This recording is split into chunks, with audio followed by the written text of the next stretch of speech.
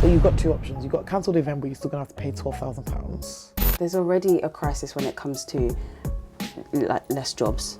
This was the biggest event I'd ever ran. I didn't have £27,000 to my name. I was a broke master's student at the University of Birmingham.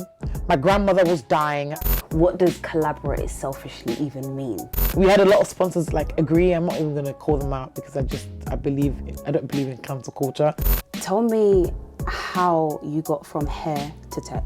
There have been times where I've just thought, on this. Actually seeing that a lot of the jobs that the women that were sitting on my chair were going to be automated soon.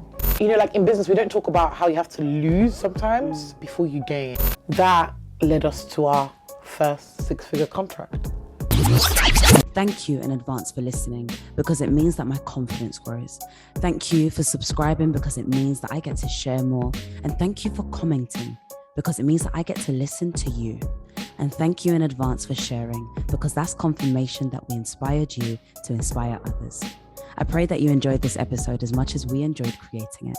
This is the Promise Entrepreneur podcast. I am Aahliyah Amerat and I'm here with a very, very special guest. Thank you so much for listening. I want to introduce to you Oyin. She is the founder and CEO of NIYO. Oh, my love. Thank you. Hi, Aahliyah. Hi. Thank you so much for making the time to come in. No, thank you for having me. Honestly, it's a pleasure. I'm really honoured to be here. Thank you. So tell me, I want you to introduce yourself. Cool. Tell me who you are, who Lovely. is Oyin, and what is NIYO? Fantastic. So my name is Oyin, full name Oyinkansola Adebayo. Who am I? I'm a woman on this earth.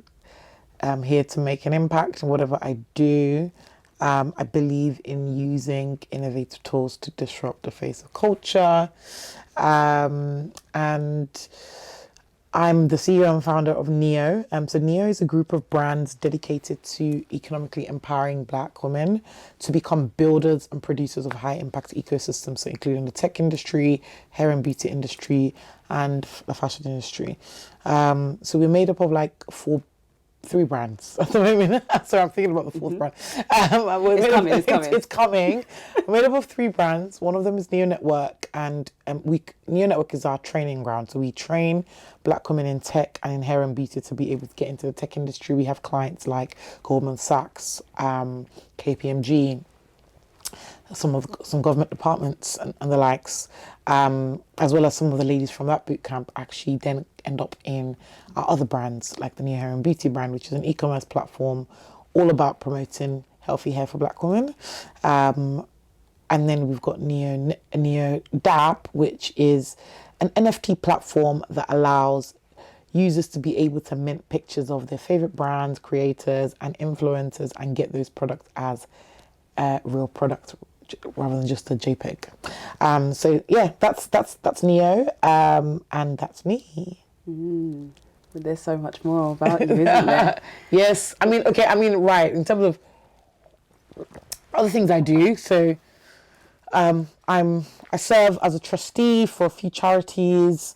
I'm an informal angel investor, so I invest in startups with a focus of building Africa. My focus is like on infrastructure and a few of other things. I only invest through Future Africa Fund, and also I am a governor for a Web3 DAO called Her DAO, which is all about getting as many women as possible into the Web3 space. Yes. Yeah. And her DAO has supported me in being able to go to a few hackathons. Which has been absolutely amazing. So thank you for that opportunity. No worries. But yeah, I'm definitely going to be doing a podcast all about that experience. Cool. You should definitely get Tracy on your podcast as well. Oh, I will be. Yes. I will be, definitely. Yeah. Tracy, just so you know, I'm coming to message you. Thanks. So yeah, okay, so you're an all-round powerful woman, right? Yeah. All-round powerful woman. And this podcast is about the people that I believe to be promising entrepreneurs of our future, right? The people that's going to scale their businesses into creating impact for the world, their local community, whatever it may be, but real impact, right? And for you, you've been able to start this business, not actually in tech, but in hair, right? Yes, correct. Correct. So from hair, Yeah. doing hair, because you was doing hair in university. Yeah, yeah. right? Tell me how you got from hair to tech. Do you know what?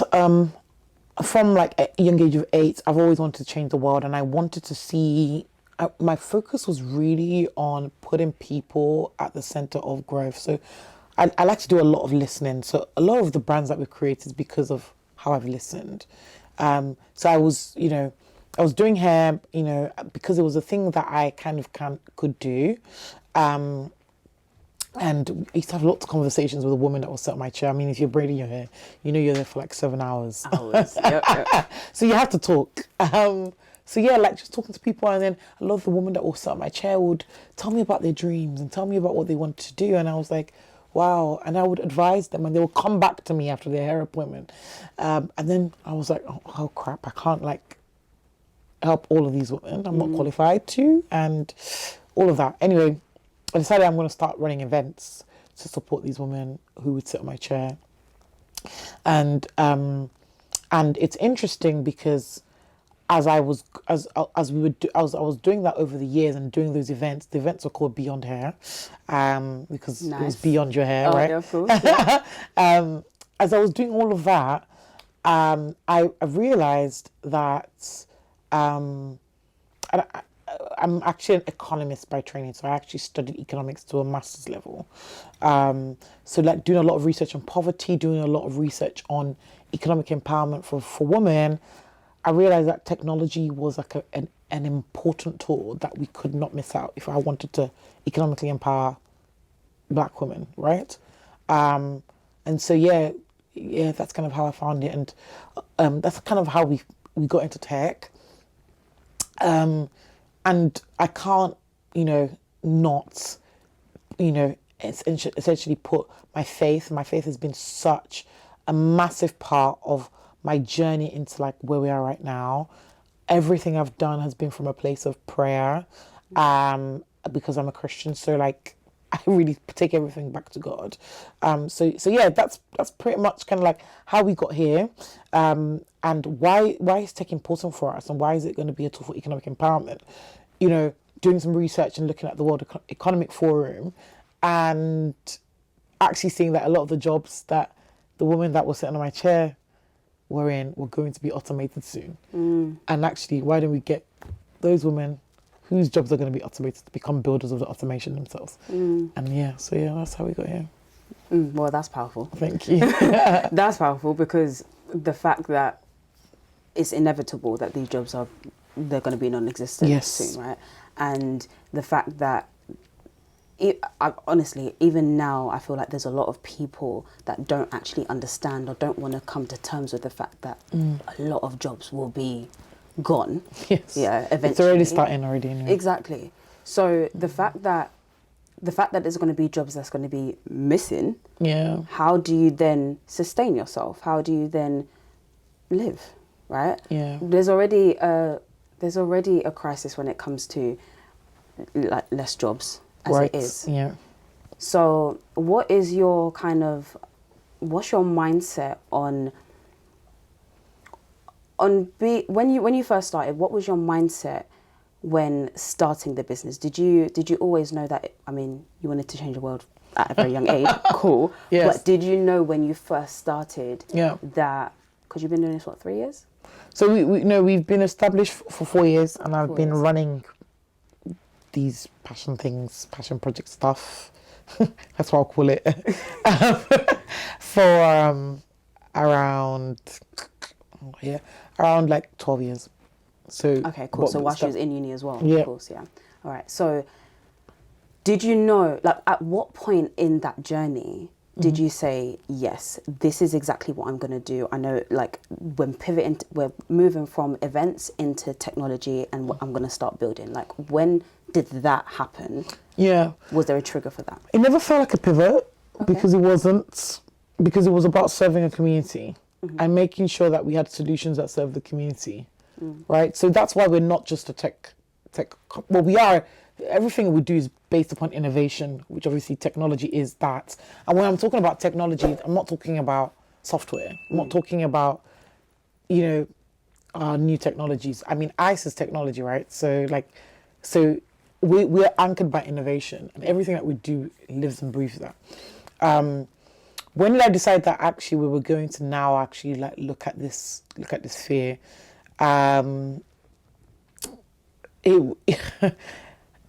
And take the business seriously. I think it became like we had ran our first event. We were about to run our first event.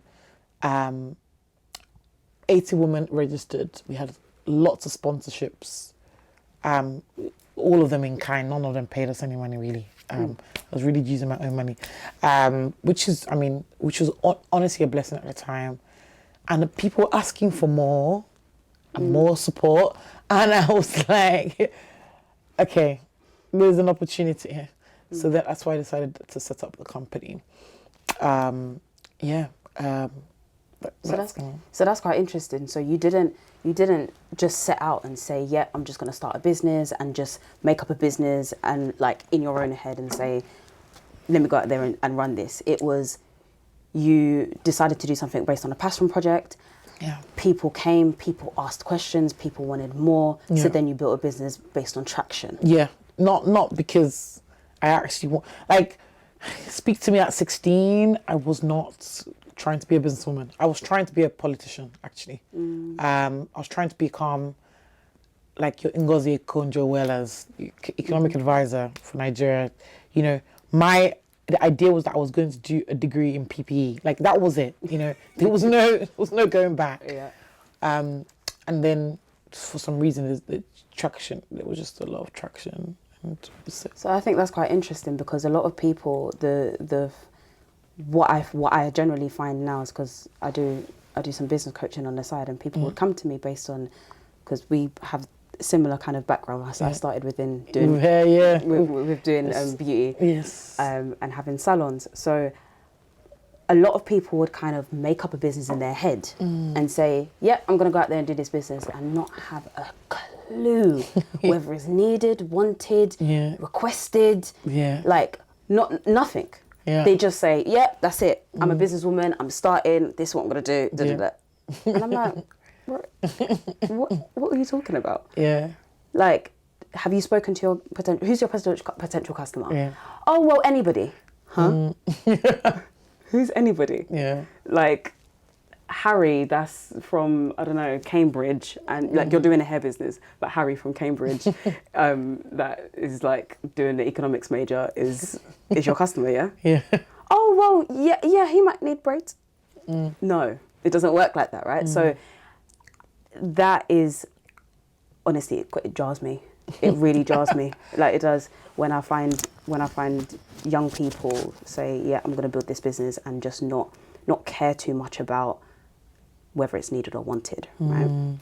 So with your journey into starting NIYO, yes, what would you say was the hardest, like, is there a point that you just thought, I don't know if this is for me, I don't know if I can do this, I don't know if, like, did doubt ever play a part? Because you were so sure at 8 years old, sure, changing the world. Has doubt ever played a part in your life? I've never thought that this is not for me though. It's funny, it's weird, right? It sounds like maybe I'm not the story that most people want to hear, but you are the truth. It's kind of like, I've just never thought like this is not for me, because I believe that I'm on this earth for a reason. And I liken myself to biblical characters like Joseph, to biblical characters like Bezalel. So like, I just know that I'm on a mission. And whether it be through NIYO, or whether it be through other means, that's absolutely fine. So I've just never had like any part of me that thought this is not for me. Because I will make a way. I will find a way. I am connected to enough people to help me, right? So no, but however, there has been times where I've just thought, Bundis, like, this is like so not okay. And it was because like of lack of finance at some point, It's interesting because in 2020, was it 2020? Yes, it was. In 2020, we ran our biggest Beyond Hair not boot camp, sorry. So many boot camps in my head. We ran our biggest Beyond Hair summit. So this was the event that got us to actually start to like serve the community beyond them sitting in my chair to do their hair, right? And there was 350 black women there. It was in one of the biggest, tech venues in Birmingham. It was just absolutely stunning. Till today, I still get a lot of women come to me, like strangers on the street, say, "Oh my gosh, you ran an event for me in 2020. It was the best event I've ever been to." And till today, it's empowered me so much. And we always get that result from a lot of our events. And it was the most successful event ever for the consumer, but it was one of the worst times for me. As I guess in business, because at that time we were at this crossroad of it's time to cross over from passion project stuff now, because we were registered in 2018, but we were still, if I'm being honest, we weren't really. The foundation was not to make money. The foundation was to make impact, and so impact is still there to today, but we have more of a quadruple bottom line of people, of planet, of profit, and of purpose. So anyway, like, foundation was an impact. So I was just not even thinking about how do we make profit out of this. I was just thinking about how can we get as many black women into the room to listen, to speak to investors. We had investors from across the world. We had Cuba Springer. We literally had so many like world-renowned speakers come down for the event. But we had all of our sponsors, financial sponsors, fall through. This was the biggest event I'd ever ran. It cost us £27,000. I didn't have £27,000 to my name. I was a broke master's student at the University of Birmingham. My grandmother was dying. I was her prime carer. I will come back home sometimes with my grandmother having pooed everywhere in like our bathroom, cleaning that up, and then running this event at the same time. Running a master's, doing a master's in economics, not an easy task, and speaking to like people from my university for financial support, and they're telling me that I'm not eligible because they think I'm going to just use the money to go and have fun, which I found really bizarre because I showed them I had no money. I didn't have £27,000 to my name, basically. We had a lot of sponsors like agree. I'm not even going to call them out because I don't believe in cancel culture. So, and they just fell through. But I didn't understand a lot of business principles like contracts, like agreements. Actually, yes, you've agreed verbally. Now sign the document. I didn't understand that. I just took their word for it. Yeah, you said you're going to do it. Okay, if you don't do it, I'll just keep chasing you till you do it. And I kept chasing them, and they just fell through. And so we were faced 2 days before the event, and this big venue was like, well, you've got two options. You've got to cancel the event, but you're still going to have to pay £12,000. Or you've got to run it. The women trying to get us to run it, we're like, we are going to be running this event because look at the sign-ups. Yeah. There's people coming from across Europe to this event. Yeah. So so that was, at that point, I was like, boy, I don't think I'm going to do this. But I remember I said a prayer. I prayed. I prayed hard, and I was just like, God. Girl, I would have been praying with you.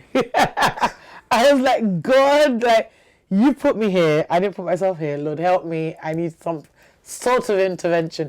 And what I heard was, this is your Isaac. And for those that don't know, like in the Bible, like Abraham had his son Isaac. God promised him that he was going to have like lots of children. Blah, blah, blah. But then God told him to actually take Isaac back and offer him as a sacrifice and kill him. and this was my Isaac that I had to go back, and so yeah, that was it. And I obeyed, and he was like, "This is your Isaac." Some of the tickets we ticketed some tickets, and I got the instruction to like refund all of them and give everybody for free, like give a ticket. I was like, wait. I told my business coach, and she was like, "You're mad." She was like, "You're mad," and I was like, "I'm not." Like this is what I'm convicted to do, and we're gonna be doing it. I don't know how we're gonna even pay, so we did it anyway. And yeah, that led us to our first 6-figure contract, because the conference was about connectivity of technology to creativity, hair and beauty. So yeah. That's why you refunded everyone. That's why. So yeah, like it was. At the point of refunding people, I didn't know that the 6-figure contract was there. They're like, well, of course not. But you had to have that faith in God. Yeah, literally, exactly. Like, so yeah, I would say that was one of my major moments. I think aside from that though, you know, like with like NIYO Hair and Beauty, and how the original kind of like idea was for it to become like this Uber for hair. That didn't work because like the pandemic happened. We had to pivot many times, and I didn't think I had doubt, but it was more like, is this industry ready for this? More than anything. So yeah. I mean, you said so many things that I want to touch upon, right? But the first thing I'm going to touch upon is I'm going to go back a little bit. You said that during the time of doing your event, you had to deal with your grandma. Yeah. Yeah. You had to deal with your grandma. What was that like, knowing that you got 350 sign-ups? Yeah. Knowing that you ain't got no money and shit's about to get real. Yeah. I was in debt at 20, whatever. Can't remember how old I was at that. 22, 23? Was that 22? 23 maybe? Yeah, perhaps. 23 maybe. Yeah. 2020. Having to then deal with your grandma at home and how that made you feel. Yeah. What was the things that you done specifically that pulled you through the emotional aspect of that? Honestly, it was prayer that pulled me through. Community was so important. I was actually depressed. I didn't realize. If you see pictures of me, oh my goodness. I don't know if you're doing pictures. Like if you add pictures, if you want to add pictures, I'll send you a picture. Send me some. Because we need to see this. I was skinny, like, and it wasn't like a cute skinny. Like I was going through it, man. First of all, like, look, like just drawn out. Course, my goodness, that economics masters, that development economics masters. How is it that what were we learning about? We were learning about utility. How do you measure utility? The heck, like, literally, like, how do you measure the reason why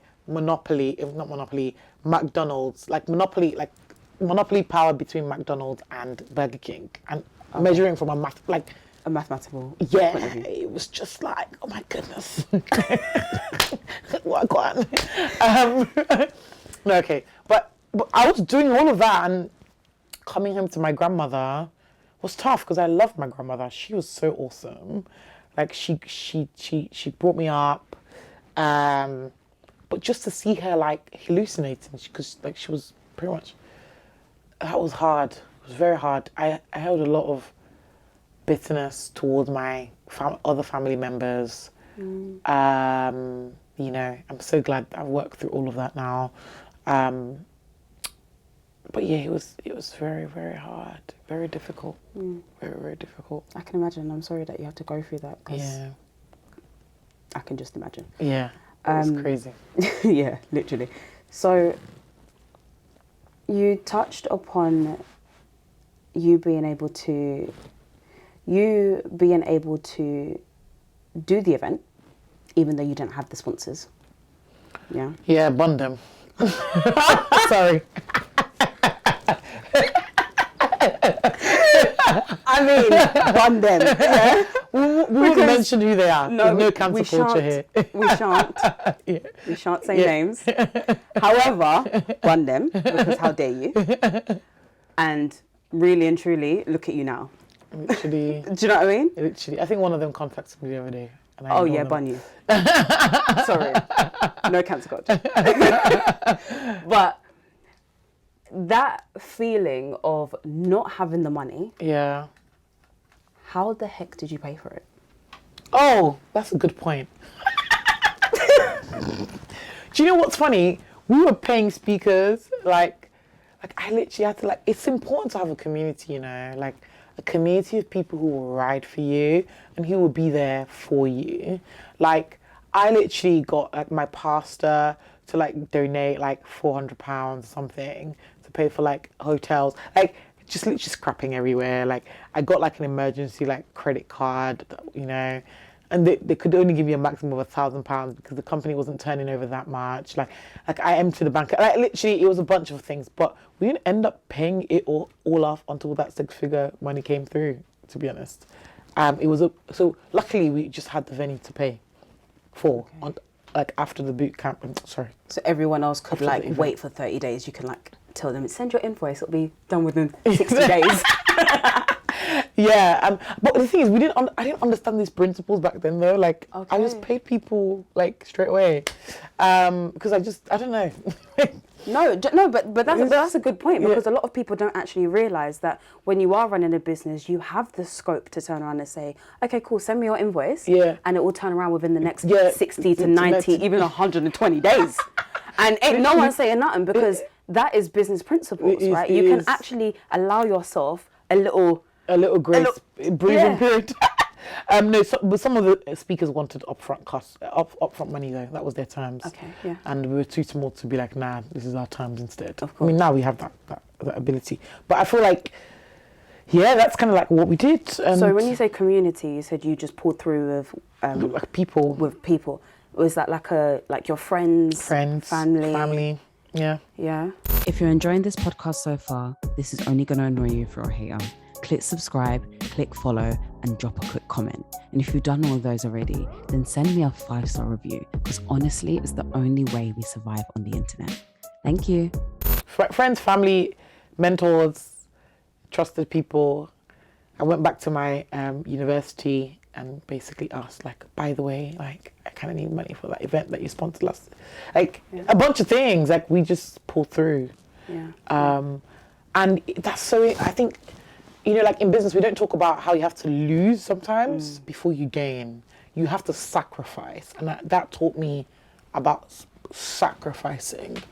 You know, we see a bunch of like successful people and we think, oh yeah, it's been easy. A lot of them have had to sacrifice. And that might not be financial sacrifice. It might have been, you may have had to sacrifice time with your family. You might have to, you know, so that was my sacrifice for the you know, the last 2 years.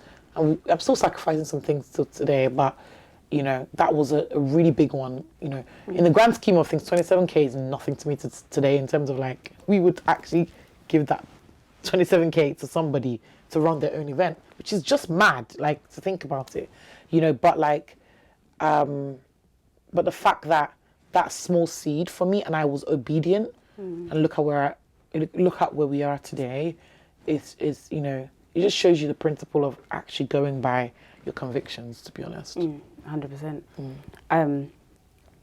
So in what you were saying earlier, you was able to run the event. Yeah. You ended up getting a 6-figure contract. Yes. Yeah. Well done. Thank you. That was essentially the start of your journey into Proper business. into the big leagues. Yeah. Into the and I say big leagues, but the real business. Yeah. Right. Okay. Cool. So this whole podcast is essentially, the principle is the journey to 100,000. What new founders have to go through to get to your first 100,000, and then, the mindsets and the feelings behind it, right? So, when you received that 6-figure contract, what did that feel like? And what happened? Because what was the opportunity that presented itself? Like, did the person come to you and be like, okay, this is, do you know what I mean? So like, what happened there? So I've kind of skipped a bunch of stuff. So like before that event, I used to do a lot of pitching, and I was pitching for this, like for NIYO Hair and Beats to be this Uber for black hair, and anchored by the community that we had built and my hair stuff that I'd done, and how like I couldn't serve. So at this point, I had 250 clients that I was serving across the Midlands. And then I was like, crap, this is not sustainable. And I was this like academic that was all about sustainability and blah, blah, blah. And I realized I was not even being sustainable. Like, I wasn't building anything that was sustainable. So I actually wanted to build this app. And I pitched at the NEC, and there was this... What's the NEC? Also, the National Exhibition Centre. Think about Excel, London, like a big, massive exhibition centre, yeah. So I pitched at the NEC, and I got a lot of interest and feedback from like potential investors, and they were like, it was just really rude. Some of the feedback was just rude. But then I also got feedback to say like I was the best pitch. I just found that really strange. Like, a lot of them didn't understand the idea of Uber for black hairdressing. Like, it's very simple. Like, what don't you get? What don't you get? But it's okay.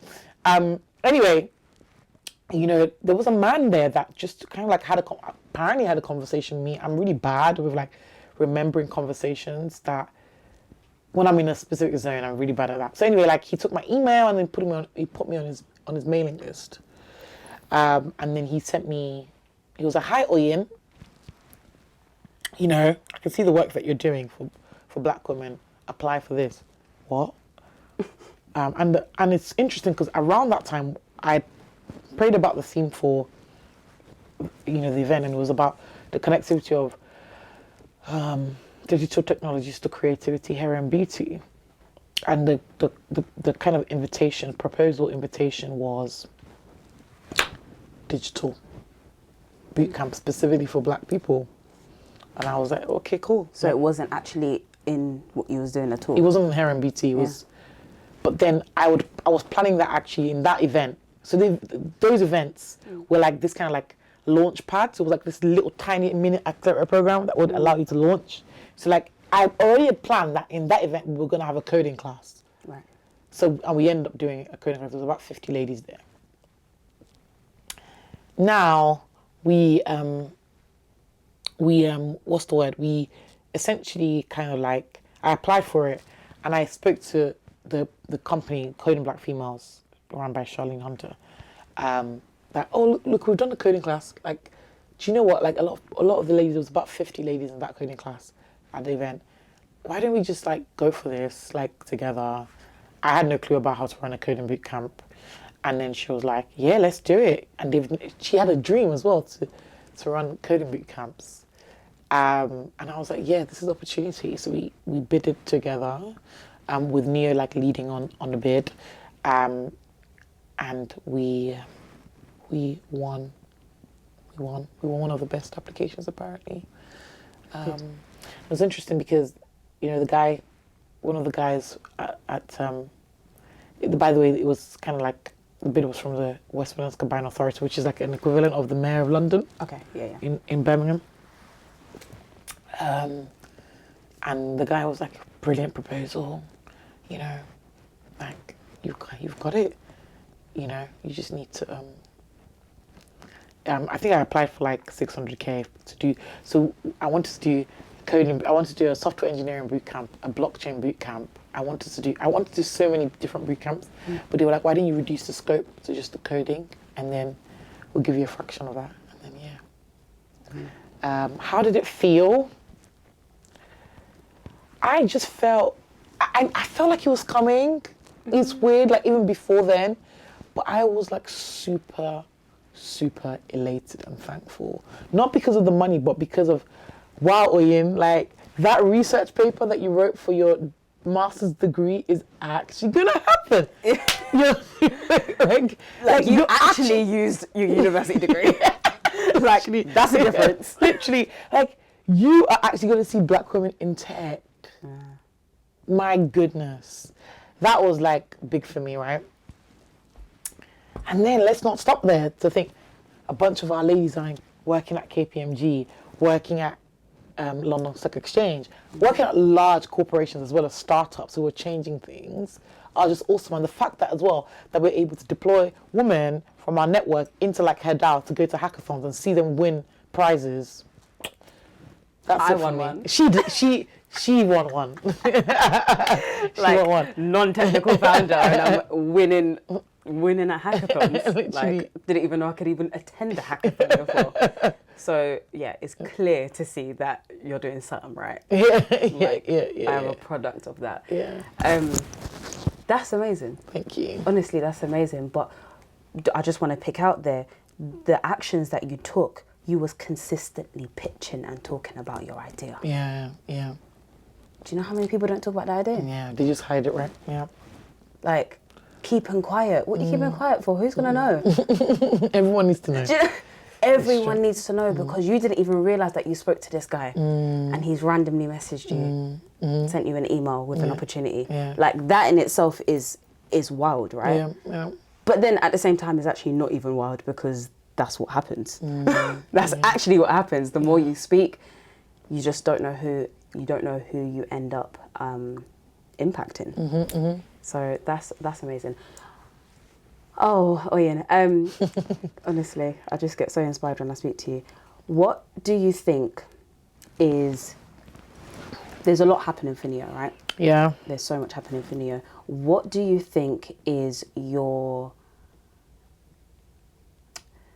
biggest learnings to date? My biggest learnings to date, trust God.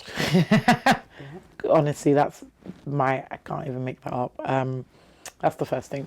I think trust the vision. I think my business coach calls me the black female Elon Musk. Like in terms of like, I feel like the way I think. Yes. Is that true?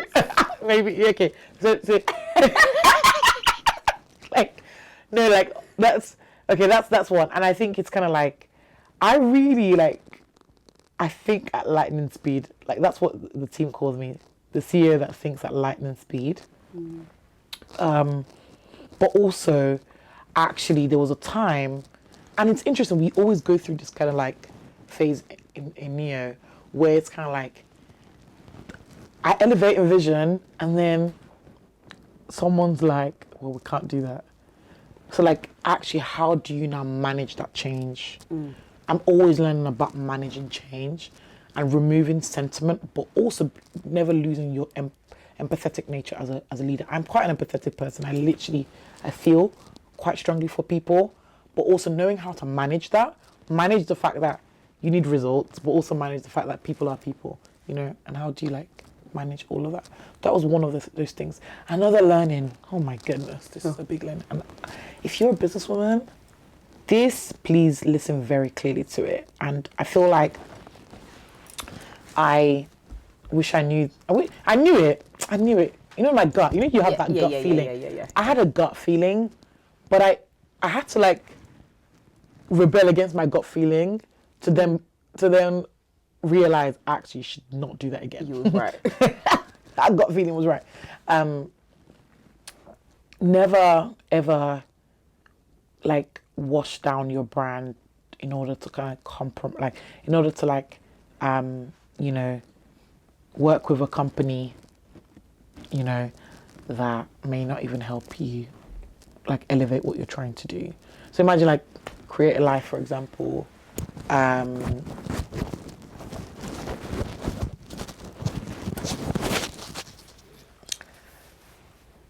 Okay, so imagine CREATALAND, for example, you did a partnership with, I don't know, Meta, for example, I don't know, like just the argument.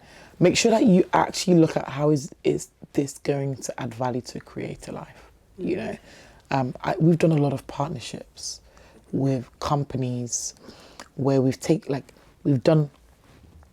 say we're commissioned to like train 150 people to get into tech. We've taken 90, we trained 90, and then we see them afterwards winning a lot of diversity and inclusion awards.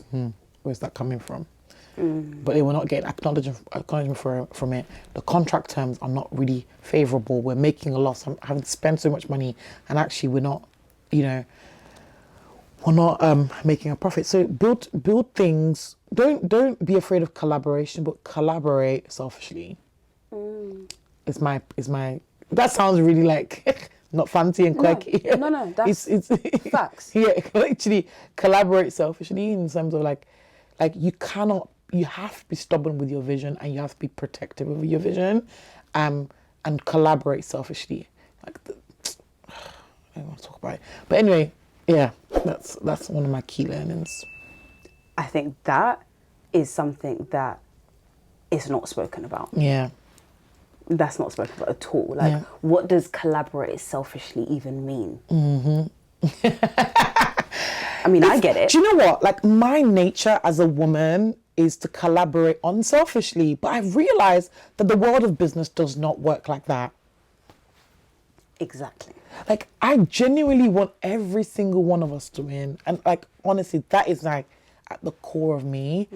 And so it's been very emotional and actually very difficult to have to, like I've been praying recently about that. Like, how do I, and to be honest, how do I make an impact? I have made an impact, like, because of the work that we've done at NIYO and my vision. I've seen so many businesses thrive. And I'm like, wow, like, you played a role there, but you played a role there, you played a role there, and for me, that's a legacy that we've seen. And it's, you can't, you know. You can't take that away from you. You can't take that away from us. You can't, like, you cannot. And that's going to be there till after, until, like, even after I die, right? You know, hopefully. So it's kind of, how do I strike that balance? You know, it's difficult. It is quite hard. And do you feel like, because obviously this is going to now beg the question and beg the debate of, but women shouldn't have to compromise for being our natural nurturing selves to be able to be in business. Yeah. However, my actual stance as it currently stands is no, you do, for the simple fact that if your vision is to serve the world, serve men, women, everyone in between, if your vision is to serve that, but your actions don't match up to that, or doesn't do what it takes and what's necessary to create that impact, then you will always be left behind. Yeah, you will. Like, you always, like, I realized that, and what I meant by collaborate selfishly as well was, like, I realized that sometimes I only recently got the balls, I guess, to say, actually, this is a NIYO priority, you know, like, this is how NIYO is going to be. Like, in the past I would be like, oh yeah, maybe we can, no. Because I just watched the other people that I was like really, like, wanting to, like, support and work with, just, like, not even shout us out, but I'm always shouting them out. Like, but I'm not going to stop shouting them out. I will, because I strongly believe, you know, like, that's important. But making sure that I'm protective of my vision and centering everything back into the vision of why we're even having a conversation. It's the vision that, it's the reason why we're having a conversation is because of the vision anyway. So let's center it back there, you know? You know, like, you see, and to actually see, okay, in terms of collaboration, what we bring to the table and what the other party brings to the table, and make sure that is aligned. but did you do that when you first started? Did you feel like you could afford to be, like, selfishly collaborate, or did you think, I need to put my name out there, I need to do X, Y, and Z to be able to get into the space, and then draw it back? It has consequences, though. No, I couldn't do that, but it depends on how you do it, and it has its consequences.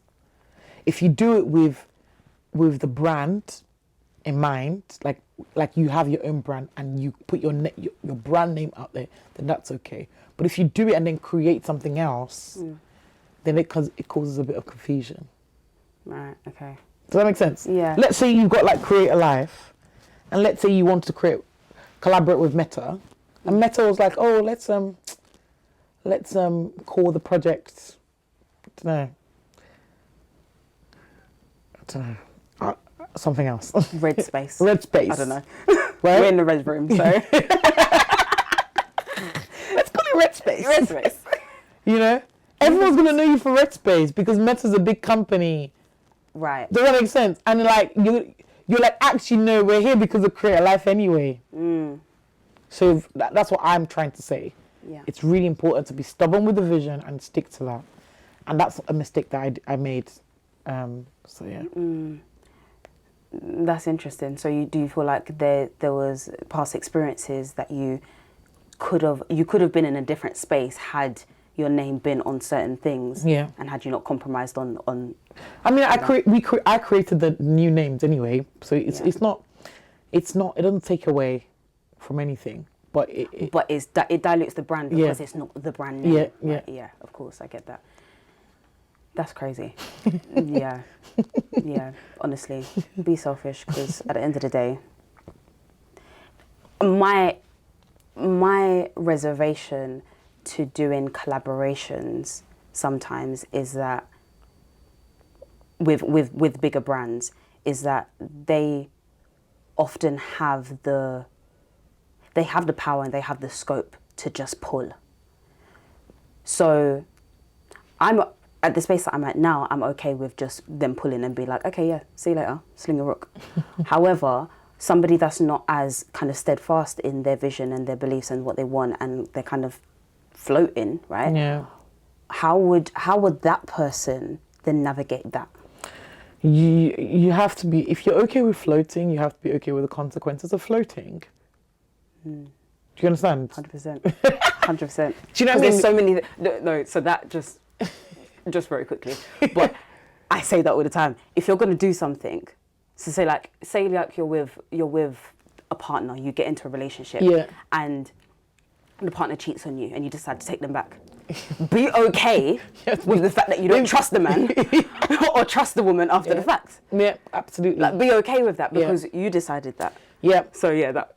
I think also, like, this is interesting because we're talking about dating now, but like, I feel like a lot of us women, we take a long time to truly understand our value. I mean, I was like, Agreed. I don't know if I should say this. Girl, real. Let's go. I mean, like, it's interesting because in dating, right? Like, I realized onto recently, like, hang on a minute, Oyin, you are valuable here. You know, Miss Kale from, we went on a trade mission together. Kale Bryan? Yeah. Yeah. She called me, she was like, hey, Oyin, are you dating at the moment? I said, yeah. She's like, do you know that you're a diamond? You need to, anyone that doesn't know, she's a minister phenomenal. In LA? Yeah. Yeah, she's a minister in LA. Florida, I think it is. Or Florida. Yeah. Oh my God, she's in Miami, you know? Yeah. I was in Miami. Oh my goodness, you should have gone to, I was meaning to actually go to her to say hello to her, but next time. Anyway, yeah. But yeah, for those that don't know, it's a phenomenal minister that we met in Nigeria. Yeah. End of last year. So yeah. Yeah. So like she was like, you have to understand that you are like a diamond, and I was thinking, hang on a minute, I already know that. I was rolling my eyes at the back of my eyes because she always like pulls me up, you know, on a few things, and I'm like, yeah, cool, fair enough, you know, whatever. But then I realized, actually, I've delayed my understanding of how much value I'm adding here in this, whatever it is, this dating relationship. If we even boil it down to us as persons, because we were both like, this person's also in business, right? If we boil it down to us as persons, I'm very valuable. Like I add so much value, and not that the other person doesn't, but like I add so much value. So I had to like actually pull the person up and thought, you know what, you're taking a mick here, you know, and he was so sorry. Like, he was like, you know, but my point here is, a lot of times as women, we don't understand the value that we bring to the table, and we do that often too late. And you think that it would end after you get to a specific level of seniority. It doesn't. I mean, I was in a dinner with a bunch of senior women in tech. Like, when I talk about the senior women in tech in the UK, they were there. And like, I think I think she's the president for PwC or something. She was like, she was like, oh, she made a comment of, oh yeah, like I've just felt like as I've grown in my career, I've just felt like maybe they just felt sorry for me and they gave me the role. Wow. And then they just felt sorry for me and then gave me the role. And that's somebody that doesn't understand the value that she has added in an organization. But with men, you'd find out they wouldn't say that. Of course not. They're gonna be like, yeah, like I did that. Yeah. Even when they didn't. I did that. You know? And do you know what was funny? Like, for all the feminists out there, you even said, like, I've only recently grown the balls.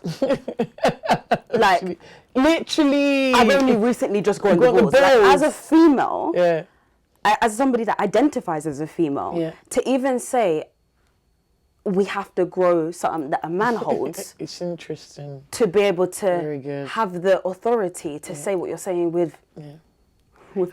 I should have said, I've just recently grown the breasts. Right. Yeah, I just grew a bigger breast. Thanks. We're going to change that narrative, okay? But no, it's that's interesting though, isn't it? So it's like, no, that what you just said, the fact that she is up there, right, president of a major company, and she still feels inadequate, essentially. There's still imposter syndrome, isn't it? Right. And imposter syndrome is, I mean, we've had conversations about imposter syndrome on numerous occasions, and that would be a whole nother hour to talk about and unpack. But imposter syndrome definitely plays a massive role for females, but also males as well. Like, I'm not even going to take that away from them. There's a lot of people that get to a certain stage that feel like they shouldn't have been there, or they like it just happened because of luck or fluke or whatever, right? And I'm conscious that we're going to end up just talking forever and ever, honestly. And I really want to carry on this conversation. Yeah. But what I'm going to do is I'm just going to ask you to come back. And we're just going to do this again. Okay, let's do it again. Why not? I like having conversations with you. Also, actually, you've got your own podcast. Oh yeah. I'm so bad with that. Oh my gosh, my podcast guy has messaged me like 3 days ago. Anyway. See, this is the brain that we have. It's like baby brain. It's like baby brain. You just forget everything because your business is your baby. So, yeah. No, I have my own podcast called the Hidden Figures Podcast, and the idea is to celebrate like hidden figures that have shaped the face of culture. So I've had the chief brand officer for Gymshark. I mean, when we see Gymshark, we think about Ben Francis, which is obviously, as a founder, like we need to think about him, but also there's a lot of other people involved in that process. So so I look to interview lots of people. So I have like some exciting guests that I'm that's kind of like in the pipeline to interview, like Nobel Peace Prize winners. Nice. You know, like women who've built $1 trillion companies that we don't hear about. So yeah, that's kind of the podcast. It's called the Hidden Figures Podcast, and it's part of my idea of sharing my journey and sharing what we've achieved and how I can engage with people. So yeah, I love that. I love that. So where can we find that? Spotify and YouTube. So if you go on YouTube, Oyin Adebayo, you find me, and then it's one of the kind of videos on Spotify. You should just type in Hidden Figures Podcast by Oyin Adebayo. You see it with a picture of me and a yellow background. And it's on Apple. It's on different podcast platforms. Yeah. If you want to like follow my journey, I can't promise you I'm polished. I'm not very polished. I just post whatever. So like, who is polished? Unless you've got a whole team around you, literally doing all of it and running after everything. Yeah. So it's Oyin Adebayo _ on Twitter and Instagram, and if you want to follow me on LinkedIn, Oyinkansola Adebayo. Perfect. So Oyin, thank you so much. Thank you, Aahliyah, for being here. Thank you so much for sharing. Thank you for being honest and authentic. Yeah. And sis, I'm going to be seeing a lot more of you. Yes. Thank you again for the opportunities that you've given me. As I said, I'm going to be definitely speaking about that journey and what is meant for me to have your support, to be honest with you, because Do you know what, actually, this is, I have to actually say this, and I need to say this on camera. Yeah. I had always been interested in the tech space. Yes. Right? It's interesting, actually. I'm going to cut you off. We went to Malta together. I was like, Aaliyah, do you want to come to Malta? She was like, oh, yeah, of course. Like, Like, oh, why not? She's like, why not? I said, okay, like we could just share a bed with me and Lali, like 3 of us just crashing in bed. Why not? But Aaliyah was so passionate about her idea, like in like Malta, like literally talking about it for hours with like lots of like game developers. So it's just awesome to see it start to come to life. Yeah. But anyway. But honestly, yeah. If you didn't ask me to go to Malta, Yeah. my year wouldn't have been like, it wouldn't have looked the way that it looked. Yeah. Like, Malta happened, so we went to a gaming It was a trade mission, yeah. It was a gaming trade mission. Yeah. I met Oyin in Nigeria, on a beauty trade mission. And beauty and business trade mission. Yeah. And met you there. There were some issues that I was facing when I was over there, and you didn't know anything about me. You didn't know anything about my situation. But the words that you spoke to me touched me to the point where you and Laulu were sitting on the chair and I just started crying. And I'm like, why am I crying? I'm like, what? Why am I crying? Like, I'm a mess. And I wasn't prepared for that, right? And you didn't know nothing about what was happening in my life at that point. And then right there and then you was like, yeah, we're going to a tech trade mission in Malta straight after this. And I was like, when you going? She goes, yeah, we land back into London and we're flying an hour later. And I was like, what? I was like, okay. And it was the day before and I booked it, which was brilliant. Like, I don't, honestly, at the time, I don't even know how, because I was moving into a new place. Oh, yeah. So I don't even know how I even had the money. Yeah. Like, I don't even know how I had the money to end up getting that flight, but it happened. Yeah. And that was the beginning of me realizing that my dream of being a non-technical founder and having space to emerge, that was the moment. Yeah. And honestly, like, you know, you talked about your legacy, I will never stop shouting you out for that. Thank you. Right? Because even though I came back from Malta and I was very, like, I was into it. I was like, yeah, let me do something. Let me find a CTO. Let me do this. Let me do that. And then I went through like this phase of depression where I was just like, no, actually, this isn't for me. Maybe not. I'm not sure. All of that happened. And we spoke a couple times during that time as well. And you was just like, no, you've got this. It was very brief. It was just, no, you got this. And I'm like, okay.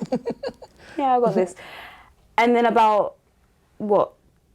3 months later, I've called you to be on the podcast. Oh yeah, you did. And you was like, do you wanna go Miami in 2 weeks? And I'm like, I'm just gonna call your phone anytime, because every time I call your phone, I'm going on holiday. And that's like, I'm a traveller. So that is, you are. I'm a big traveller. So I'm just gonna call your phone whenever I need to go somewhere. And then guess what? All of it's paid for as well. Oh, that's going to be a whole other thing. We're going to talk about her DAO and what a DAO actually is and all of that kind of stuff. So I'd actually love to get you back on to talk more technical. Yes, let's talk technical. I love talking technical. Yeah? Yes. Definitely. Okay, cool. So again, thank you so much. Thank you for having me. Love you so much. Love you too. And we'll speak soon. Speak soon. Thank you. You was just listening to the Promisingpreneur podcast. I am Aahliyah Amerat, and thank you so much for listening all the way through. Don't forget to click subscribe and share to at least one person, because that's the only thing that's going to fuel us to carry on.